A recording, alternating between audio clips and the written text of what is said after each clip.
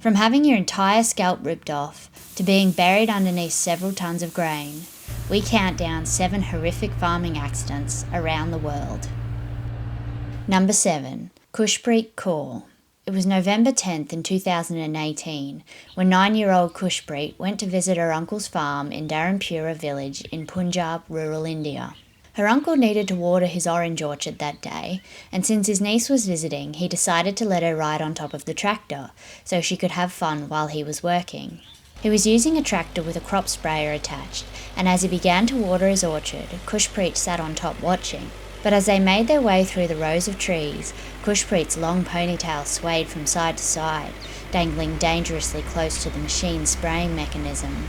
And when Kushbreet shifted ever so slightly, it suddenly caught the end of her ponytail. Within seconds it reefed on her hair. She felt immense pain. She screamed out in agony, and when her uncle heard her screams, he stopped to see what was wrong. He looked up, and what he saw shocked him to the core. His young niece was lying on her side, covered in blood and writhing in pain. Her entire scalp and forehead had been completely ripped off. He rushed her to a local hospital with her severed scalp, but they were unable to treat her since her injury was so severe. She had to be transferred to a specialty hospital in Patinda, nearly 2 hours away. As soon as she arrived, she was rushed into surgery, where doctors spent 8 hours performing complex microvascular surgery to reattach her scalp.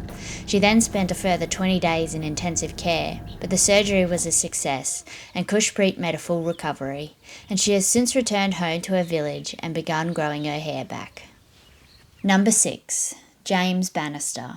It was 1998 when James was working as a contractor on a potato farm in the small town of Haxey, east of Doncaster in England. An experienced farmer, James had spent his whole life working the land, just like his father had before him. And on the 6th of August, he and a teammate had spent the morning harvesting a field of white potatoes. They were preparing to move to the next field, and as they always did, before starting the next crop, they began to run the machine through to clear it. They were using the same harvester that James had been using for the last 5 years, and knew it well. And as the machine pushed out the leftover potatoes, James climbed on top of it. He leaned down to look in the machine, checking it, and suddenly he slipped. He fell inside, and instantly the horn rollers took hold of his left arm, pulled it between the rollers and crushed it to pieces. Panicked, James struggled to free himself, but he was powerless against the machine pulling him further and further in. Seeing the ordeal, James's teammate shut off the harvester as quickly as he could. Still conscious, James yelled at him to get a bar to wind back the machine to free his arm. But as his teammate began to do so, the pressure on James's arm released. Blood gushed out of his wound. Panicked, they stopped the bleeding as best they could while they waited for emergency services to arrive. And when they did, James spent 2.5 hours fully conscious while emergency workers tirelessly tried to free his arm from the machine. James was immediately airlifted to hospital. He lay in the helicopter, and as he held his left hand across his chest to stop it falling limply by his side, he knew it was bad. He was immediately taken into surgery, where he had to sign his own consent form to allow doctors to amputate, and after 10 days in hospital, he returned home to his young family, having to face a new life with only one arm. James struggled to remain positive in the aftermath of his accident, as simple tasks had now become overwhelmingly complicated and difficult. He was also soon given notice because his employer felt he would no longer be able to carry out his previous duties on the farm. This led to financial struggles, which ultimately led to the breakdown of his marriage. James was devastated and admitted to being in a very dark place mentally, but he was determined to not let his injury hold him back, and over time he adjusted to his new normal.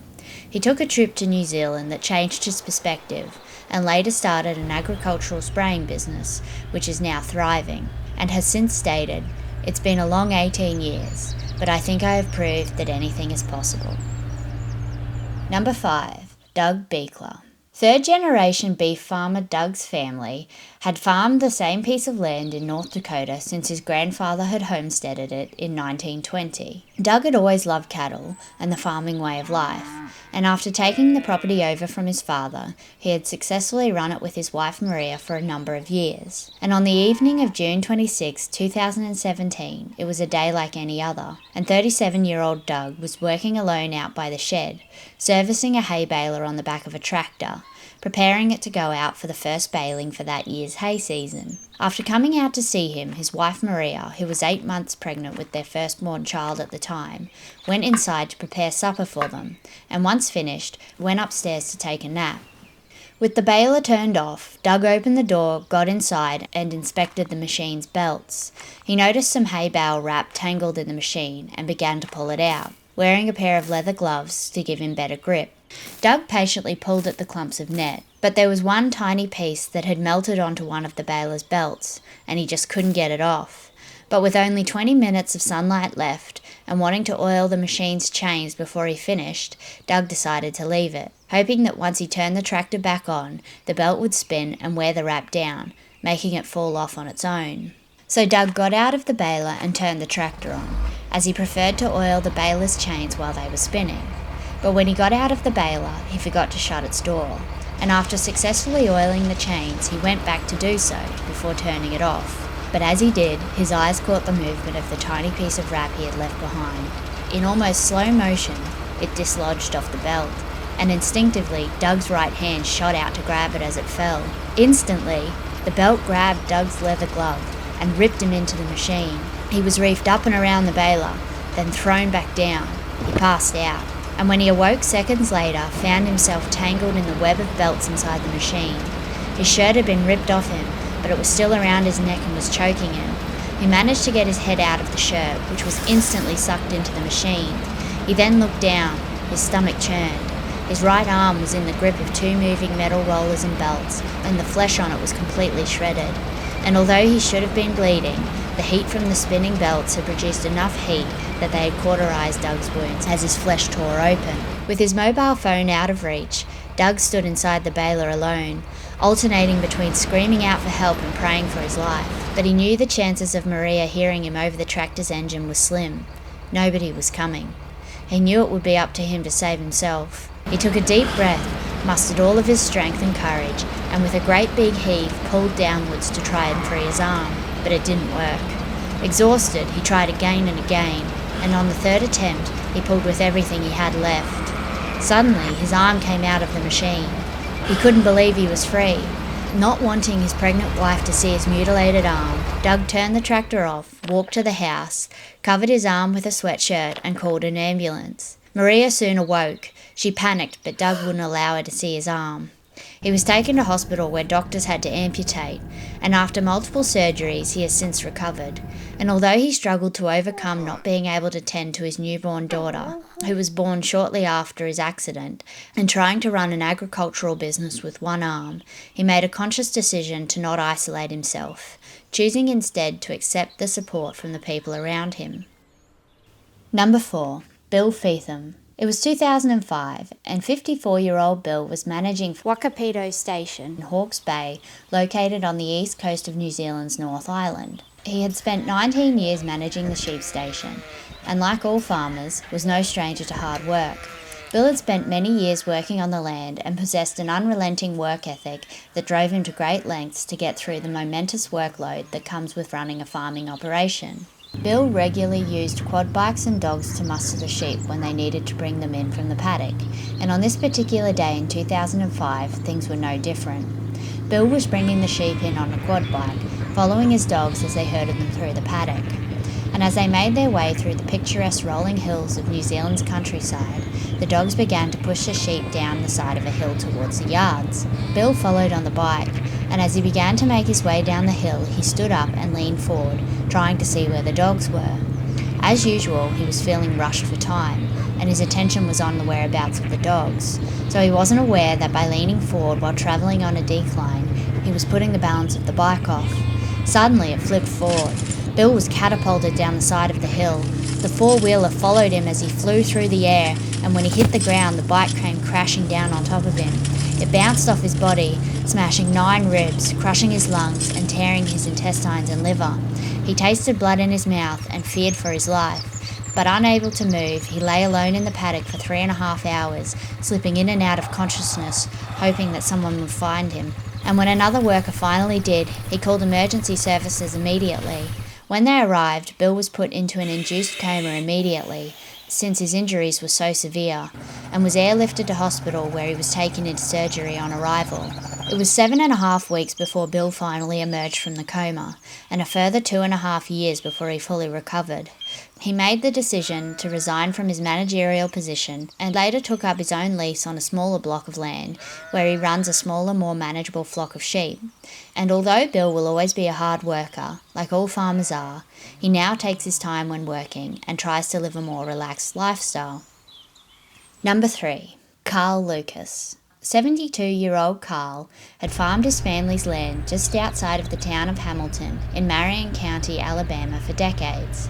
He had spent his whole life working around powerful machinery, and for the last 15 years had been hooking the same drive shaft and auger onto his tractor to bag and unbag corn and beans, and had never had a problem with it. But on the 26th of November 2019, his life changed forever. Some friends had come over to help Carl bag some corn he had previously harvested, and as his friends operated the auger, sucking up the grain and pushing it into the awaiting bags, Carl came over to help them.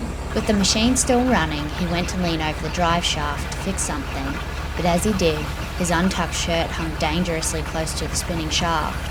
In an instant, it grabbed his shirt and ripped him in. It violently spun him around and around the shaft like a rag doll. Within seconds, the powerful machine destroyed his arm, severed an artery behind his left knee, broke his tibia, fibula, and right ankle, fractured his vertebrae and ribs, and caused a blood clot in his neck. Panicked, Carl's friends quickly shut the machine off and called emergency services. Carl lay on the ground, unable to move. He was in excruciating pain from his horrific injuries and losing blood quickly. His friends tried to stop it as best they could, and when emergency services arrived, he was immediately flown to UAB hospital where, on arrival, seeing the extent of his injuries, doctors feared that he wouldn't live to see another day. But miraculously, after multiple surgeries, Carl did live to see the 27th of November 2019. His left arm had to be amputated since it was so badly damaged, and he now wears a leg brace. But he has since returned home to his family's farm and the life he knows and loves best. He has found ways to live with his permanent injuries so that he can still farm. And in 2020, after a long road to recovery, he helped his family plant and harvest over 400 acres of soybean. Number 2. Dennis Becker and Lane Landridge. It was August 31st in 2015 when tragedy struck on 63-year-old Dennis Becker's grain farm near Birstall in southwestern Saskatchewan in Western Canada. It was the end of the summer holidays, and Dennis's son, grandson Lane, and Lane's friend were helping him on the farm, as they had been all holidays during the busy harvest season. And on this particular day, they were using a hopper to empty a semi-trailer full of grain. As Dennis and Lane's father operated the hopper, Lane and his friend sat on top of the truck watching the grain being sucked up through the machine. But as they watched, Lane suddenly slipped and fell into the trailer. His friend watched in horror as Lane began to sink through the mass of tiny granules. He screamed out to Dennis and Lane's father, who immediately shut off the hopper. They raced up the ladder to the top of the trailer and desperately tried to reach out for Lane, but he was already up to his neck in the grain. He couldn't free his arms, and despite how hard they tried, they couldn't reach him from the top of the truck. And when the seeds began to fill Lane's mouth, desperate, his father rushed underneath the truck to open the slide gate, hoping Lane would be spit out the bottom before suffocating, while Dennis jumped into the back of the truck and began frantically trying to claw his way through the grain to save his grandson. But in his desperation, Dennis soon became trapped as well, and unable to breathe underneath the mass of grain, both Lane and Dennis suffocated within minutes. Soon their bodies fell out of the bottom of the truck. Lane's father tried desperately to revive them, but to no avail. It was too late. Devastatingly, it was apparent how frantically Dennis had tried to claw his way through the grain, trying to free Lane, as his fingers were purple and his nails had been peeled back during his struggle. The family were understandably devastated by the incident and have since stated that they replay the tragedy of August 31st in their heads every single day. Number 1. Tommy Oger. It was May 2011, and Tommy had just turned 18. He had just gotten a job working on a dairy farm owned by a family friend in Bay County's Gibson Township in Michigan. He loved working on the farm, but when it came to preparing the grain for the cattle to eat, he was always nervous. The grain was kept in silos on the property, but the augers used to push the grain out of them were broken, and because of the moisture inside the silos, the corn would clump and cake to the sides. Every day, Tommy would have to climb into the silos and hit the clumps of corn with a shovel to break them up, so that it would fall to the bottom of the silo, where he could then shovel it out to feed to the cattle. It was a dangerous job, and Tommy knew that. He knew about the dangers of getting inside a silo with grain in it, and the risk of engulfment. He confided in his mother about it, who warned him also. But fearing he would be fired if he didn't, Tommy continued to do it, because that was what his job was. And on this day, despite his fear, he climbed into the silo via the opening at the bottom and began knocking clumps off the bottom of the 6-metre high wall of corn in front of him. But as Tommy hit more and more grain down, the whole mass of corn became unstable. In an instant, several tons of it came crashing down. Tommy didn't have a chance to get out before he was engulfed by it. It filled his nose and mouth, suffocating him almost instantly, the pressure of it completely dislodging his jaw and travelling into his lungs. Another employee who was working nearby sensed that something was wrong, since he couldn't hear Tommy. He climbed up and looked into the silo, but Tommy was nowhere to be found. Fearing the worst, he climbed back down and sprinted around to the opening at the bottom. There, he saw Tommy's legs sticking out of the opening. With no hope of getting him out by himself, he called emergency services immediately, and when they arrived, it took 35 emergency workers 4 hours to remove Tommy from the silo, since the weight of the corn was pushing down so heavily on his body. His devastated mother arrived at the scene, and once Tommy was removed, she held him, saying goodbye to her beloved son. She has since stated, "There is no other grief as deep as the grief of a mother losing a child. It's a horrible place to be. It never goes away."